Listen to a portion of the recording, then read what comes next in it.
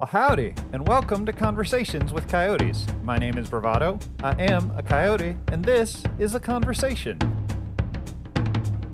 If y'all asked a dozen members of the furry community what furry meant to them, chances are you'd get a dozen different responses back in return. And of course, there'd be a lot of similarities between them, but you'd also see differences in how they engage with the fandom and the influence that it's had on their overall lives.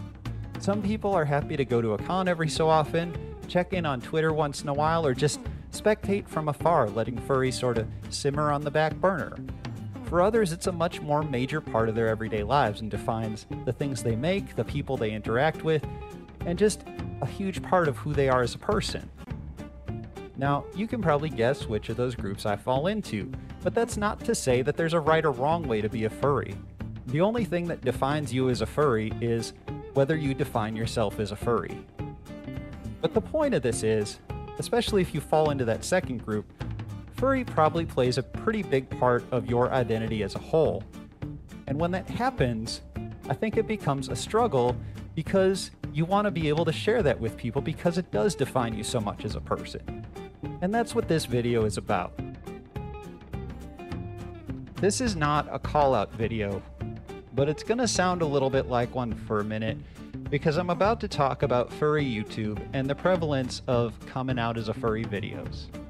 Now, I don't have an issue with the people making those videos because they're documenting their own personal furry experience, and this is presumably something that they had to do to come to terms with being a furry, and in that case, more power to them.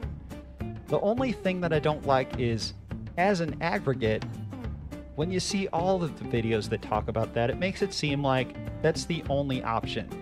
As though if you're a furry, at some point you're gonna have to come out about it to your family. And I'm standing here as evidence to the contrary.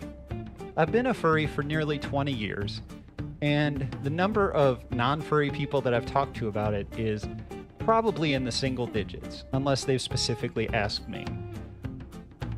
I've never told my family, and I probably never will, because for me it's just not something that I felt I needed to share with them.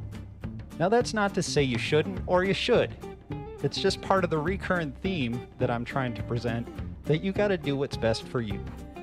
So what is that? Now, before we continue, I want to take a moment to talk about my own experience in the fandom so you can better understand where I'm coming from on this. Like I said before, I've been a furry for quite a while, having stumbled into the fandom back in the year 2000. And back then, the average age of furry in general was quite a bit higher than what it is now. To that same point, I was already in college when I found the fandom, which meant that I wasn't living with my parents anymore and I had some self-sufficiency to work with.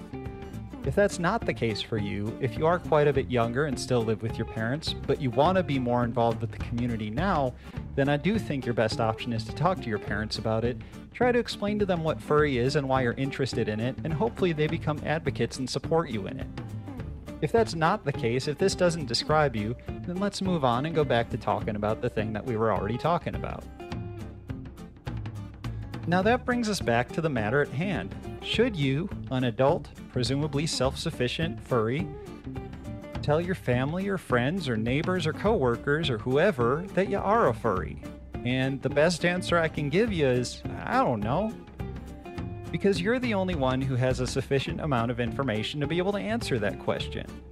Now, if you're even thinking about it, there's probably a person that you have in mind that you want to share this with, and if that's the case, there's a reason you've chosen them, and I assume that there's a level of trust there. So you've got to trust them enough to tell them about this. But that brings us to the next big question. How do you talk about such a thing? Here's the thing. Telling someone that you're a furry is not a confession. Being furry is not a burden. It's a hobby that brings you joy and enriches your life. Otherwise, you probably wouldn't be telling the person about it in the first place. And if you approach it as though it's some sort of secret shame, then they're going to assume that there's something wrong with you or something wrong with it or both. And if that happens, I hate to say it, but the blame kind of lies in the presentation. There's this idea thrown around about furry pride, and I don't know how I feel about the whole wearing furry on your sleeve thing, but I do think that if you're going to talk about furry, you at least have to have furry confidence, and that means being able to laugh it off when someone brings up that CSI episode for the 15 millionth time. It's just being comfortable in your own furry skin. Because at the core of it, furry is just another weird hobby on a long list of weird hobbies. Oh my goodness, that took much too long.